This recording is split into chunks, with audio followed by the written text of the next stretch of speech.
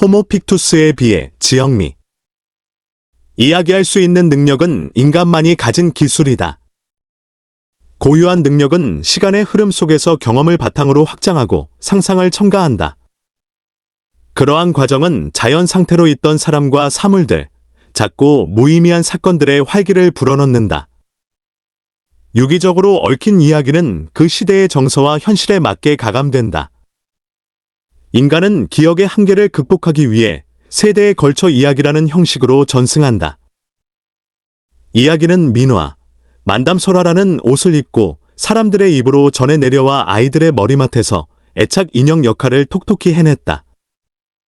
세월 속에서 전하는 사람의 순발력으로 달라지기도, 시대의 흐름에 맞춰 새로운 양념을 첨가하면서 변형되기도 했다. 오랜 세월에 걸쳐 문군이 숙성시킨 고유한 영양소가 이야기 속에 가라앉아 있다. 우리는 응집된 양분을 곱씹으면서 지혜를 배우고 막다른 길에서 방법을 찾아내기도 한다. 그러므로 이야기는 현재를 사는 사람들 속에 과학이 주는 힘, 그 이상의 동력을 발휘한다. 이야기하기와 귀 기울여 듣기는 상호의 존적이다. 어릴 적 할머니가 들려주시던 이야기는 보편적 삶의 철학을 담고 있다. 겨울밤 베개에 얼굴을 묻고 눈만 대굴대굴 굴리며 들었던 도깨비 이야기는 우리에게 무한 상상의 나래를 펼쳐주었다.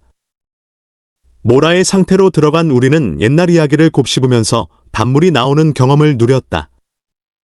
할머니의 이야기는 늘 그렇듯 권선징악으로 끝났다. 나쁜 사람은 꼭 벌을 받았으니 우리는 저녁마다 사람이 살아나가는데 필요한 도덕적 소양을 할머니에게서 배웠다. 부지불식간에 스며든 이야기는 마음 깊은 곳에 깃들어 삶을 좌우하는 힘으로 작용했다. 핵가족화 시대의 이야기를 해주던 할아버지 할머니도, 호기심 어린 눈으로 들어주는 손자도 점점 사라지고 있다. 어린아이들은 눈과 귀가 뜨이는 순간부터 전자기기를 손에 들고 활극처럼 펼쳐지는 동영상의 세계에 길든다. 게임이 아이들의 주요 오락수단이 되면서 가족 간의 대화는 줄어들었다. 혼란스러운 화면과 자극적인 소리를 접하면서 둔감해진 감각은 선명한 시각적 이미지와 높은 주파수에만 집중한다. 뜸 들이듯 소복소복 쌓아가는 이야기는 더는 아이들의 관심을 끌지 못한다. 대신 충동적이고 폭력적인 법칙이 아이들에게 투사된다. 꿈과 감성의 욕구를 충족시키는 수단인 이야기가 서서히 힘을 잃어가고 있다. 글보다는 사진을, 사진보다는 영상을 좋아하는 시대의 사람들은 짧은 글을 선호한다. 자신을 드러내려는 목적성을 가진 대화는 상상력을 자극하지 못한다. 사람들의 관심을 끄는 데만 집중하는 단발적인 글과 영상은 메마른 가상의 공간에서 일시적으로 나타났다가 사라져버린다.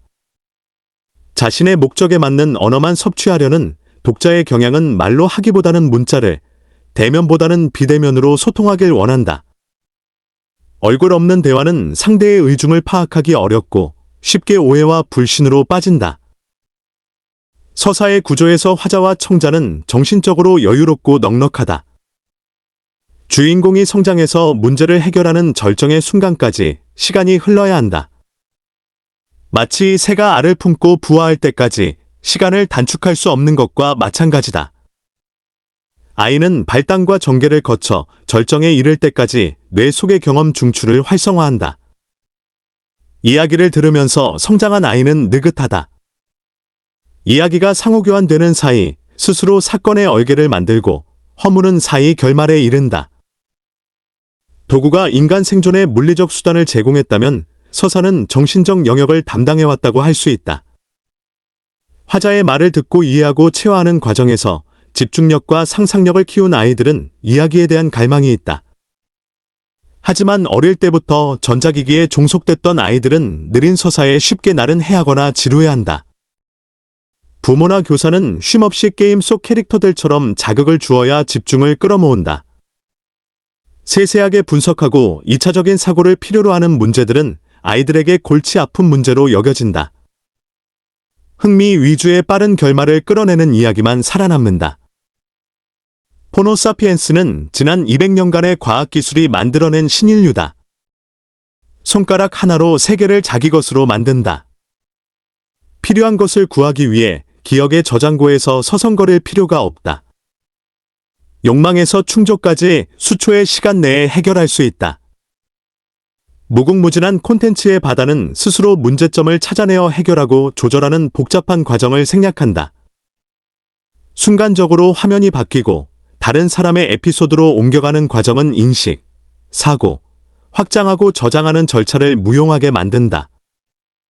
긴 호흡의 이야기가 무시된 가상의 공간은 사실과 진실을 가려내는 능력마저 앗아가고 있다. 시공간을 이어오면서 가감된 구비전승의 문학은 더는 관심의 대상이 되지 못한다. 바로 다음에 일어날 일을 예측할 수 있는, 쉽게 얻을 수 있는 정보만이 공감을 얻는다. 호기심을 자극하는 뉴스만이 대중의 발길을 붙잡는다. 기사는 점점 흥미 위주의 가벼운 가십거리로 시청률을 끌어올리는 도구로 전락했다. 거기에 진실과 사실의 구분은 모호하기만 하다. 길게 머무르는 시선과 이어서 오는 가슴 훈훈해지는 우리들의 이야기는 더는 독자들을 끌어당기지 못한다. 호모사피엔스는 연속적으로 나타났다가 사라지는 순간에 예속되어 살아간다. 우리는 셀카나 스냅 사진으로 자신을 대변하며 찰나의 이야기를 올리는 소셜 네트워크 세상에 광분되어 있다. 오감을 자극하는 내용에 끊임없이 공감 버튼을 누른다.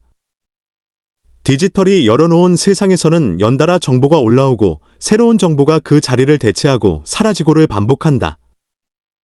단발적이고 자극적인 메시지를 드러낼수록 점점 텅 비어가는 자신을 경험한다.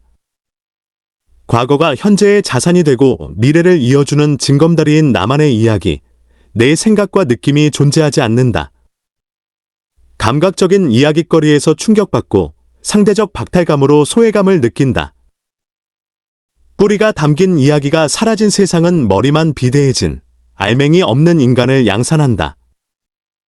꿈도 자신만의 철학도 상실한 인간은 장면만 바뀌는 가상의 공간 속 캐릭터를 닮아간다.